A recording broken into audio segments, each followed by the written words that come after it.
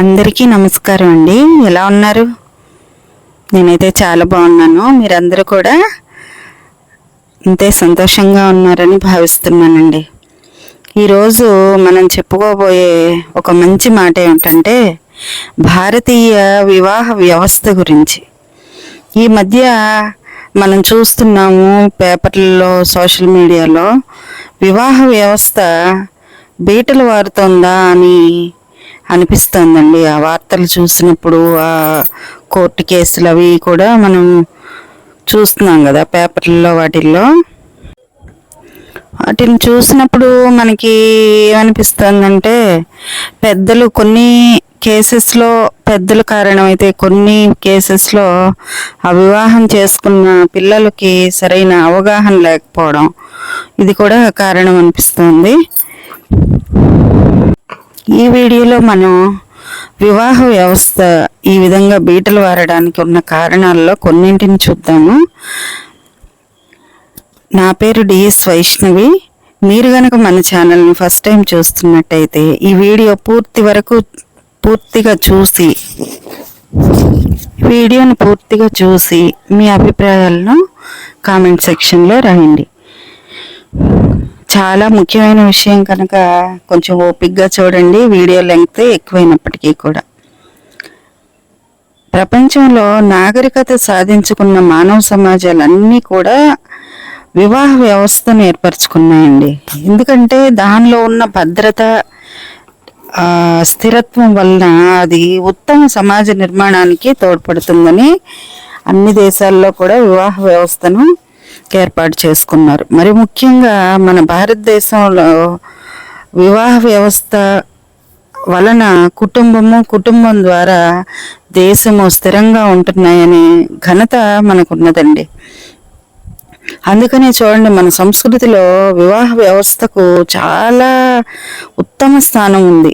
అందుకే ఆది దంపతులు, దివ్య దంపతులు, ఆదర్శ దంపతులు అంటూ మనం వృద్ధ దంపతుల్ని అప్పటి వరకు వాళ్ళు ఎన్ని సమస్యలు వచ్చినా కలిసి ఉన్నట్లయితే వృద్ధ దంపతుల్ని మనం చాలా గౌరవించుకుంటాము, వారిని ఆదర్శంగా కూడా తీసుకుంటాం అన్నమాట.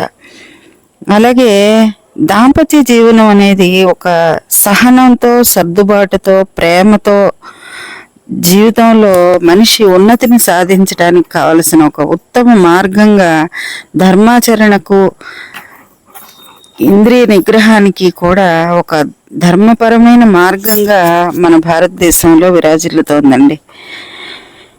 కాబట్టి ప్రేమించి పెళ్లి చేసుకున్న పెద్దలు కుదిర్చిన వివాహం అయినా సరే, పెళ్లి అయిన తర్వాతే నిజమైన ప్రేమ వ్యక్తమవుతుందండి. ఈ మాట ఎవరు అవునన్నా కాకపోయినా నిజమే. ఎందుకంటే ఎవరు అవునన్నా కాదన్నా నిజమే. పెళ్లికి ముందు ఒక రకమైన ఆకర్షణ ఉంటుంది. అబ్బాయికైనా అమ్మాయికైనా ఒక విధమైన ఆకర్షణ ఉంటుంది. పెళ్లితోనే నిజమైన జీవితం మొదలవుతుంది. అయితే ఈ మధ్య కాలంలో ఒకరినొకరు చిన్న చిన్న కారణాలకే ద్వేషించుకుంటూ విడిపోతున్నారు. సరే, విడిపోదాం అనుకుందాం. తర్వాత మళ్ళీ మన జీవితంలోకి వచ్చే కొత్త వ్యక్తి, అది కొత్తగా భార్య అయినా కొత్త భర్త అయినా, వారు మాత్రం మనకి సరిపోతారన్న భరోసా ఉందా? లేదు కదా. దానికి తోడు రెండవ పెళ్ళని రకరకాల, అంటే మనలో ఏదో లోపం ఉందన్నట్టుగా సమాజం చేత నిందలు పడే అవసరం మనకుందా కదా. ఈ విషయాన్ని దంపతులతో పాటు ఈ అమ్మాయి అబ్బాయితో, వయసులో ఉన్న అమ్మాయి అబ్బాయితో పాటు తల్లిదండ్రులు కూడా గుర్తించాలండి. ముఖ్యంగా ఈ మధ్యకాలంలో విడాకులు అయినవన్నీ కూడా కేసులు ఎక్కువ శాతం తల్లిదండ్రుల ఇన్ఫ్లుయెన్స్ ఉంటుందని నిపుణులు చెప్తున్నారు. అలాగే ప్రేమించుకున్న వ్యక్తులు విడిపోవడానికి, అంటే దాన్ని ఏమంటారు, బ్రేకప్ అంటారు కదా, ఆ బ్రేకప్లు అవడానికి కూడా నటండి ఫ్రెండ్స్ చెప్పే కారణాలు చాలా సిల్లీ రీజన్స్ అట. నాకు ఒక 2 రోజులు సరిగా మాట్లాడలేదు, లేకపోతే నన్ను ఎక్కడికో తీసుకెళ్ళలేదు, ఇలాంటి కారణాలు అన్నట.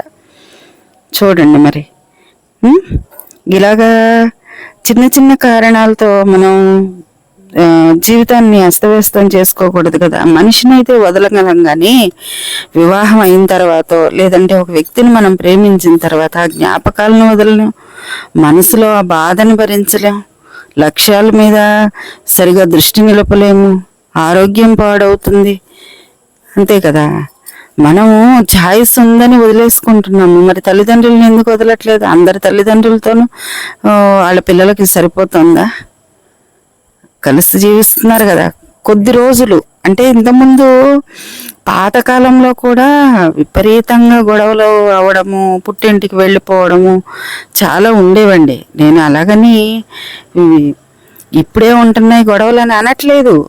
అయితే అప్పుడు పెద్దలు ఏం చేసేవారంటే పెద్దలు అటువైపు ఇటువైపు పెద్దలు కూర్చుని వీళ్ళకి ఏదో మంచి మాటలు చెప్పడం, తర్వాత నువ్వు ఒక చోట అవతల వ్యక్తి ఒక చోట పెరిగిన వారు కనుక గొడవలు పడడం అనేది చాలా సహజం అని పెద్దలు నచ్చ చెప్పేవారండి.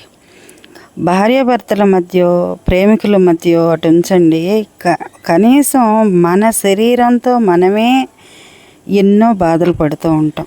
ఎదుటి వాళ్ళతో పని ఏంటి, ముందు మన సంగతి మనం చూద్దాం.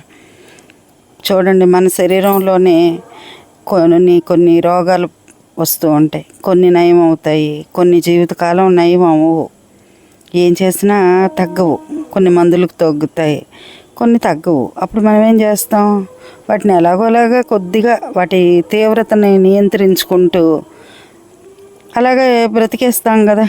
అలాగే ఒక బంధంలోకి, అది దైవ సంబంధమైన బంధము, ఒక ఆత్మ సంబంధమైన బంధం అన్న ఆ భావన మన మనసులో ఉన్నట్టయితే ఒకరికొకరు ఒకరి లోపాలను ఒకరు సర్దుకుంటూ మన అభిప్రాయాలను అలాగే స్పష్టంగా తెలియజేస్తూ ఈ విషయంలో నాకు నచ్చట్లేదని వాళ్ళకి వీలైనంత వరకు నచ్చచెప్పే విధంగానే మనం ప్రవర్తించాలండి.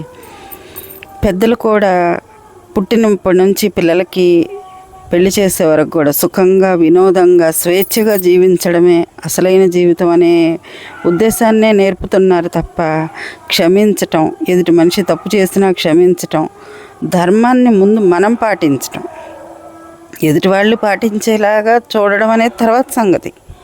ముందు మనం పాటించటం, ప్రేమించటం, ఈగో ఫీలింగ్కి పోకుండా వాస్తవాన్ని గ్రహించగలిగే ఆలోచన శక్తిని పెంపొందించటం, సంస్కారం, సమాజం పట్ల ఒక నిబద్ధత, ఇట్లాంటివి కొంతమంది నేర్పట్లేదండి. నేను అందరూ అనట్లేదు, చాలామంది తల్లిదండ్రులు చాలా చక్కగా పెంచి మంచి సమాజాన్ని నిర్మిస్తున్నారు. అయితే కొంతమంది మాత్రం ఇలాంటి ఈగో ఫీలింగ్స్ పిల్లల్లో పెంచి వాళ్ళ జీవితాలని, వాళ్ళని సుఖపెడుతున్నామన్న భ్రమలో వాళ్ళు ఉంటూ పిల్లల జీవితాన్ని ఇంకా నాశనం చేస్తున్నారు. ధర్మం కూడా ముఖ్యమే కదా, కేవలం అనుబంధం ప్రేమనే కాదు కదా. కాబట్టి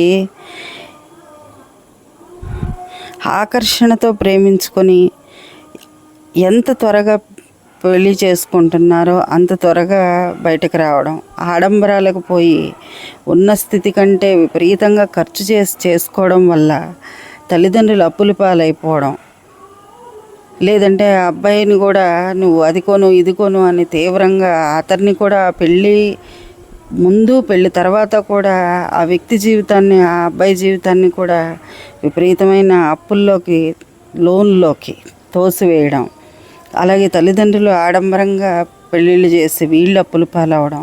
మళ్ళీ ఇటీవల క్రికెటర్ చాహర్ కూడా చూడండి 4 కోట్లు భరణం ఇచ్చాడట. ఈ అబ్బాయి దగ్గర విడాకులు తీసుకొని మళ్ళీ భరణం తీసుకోవడం,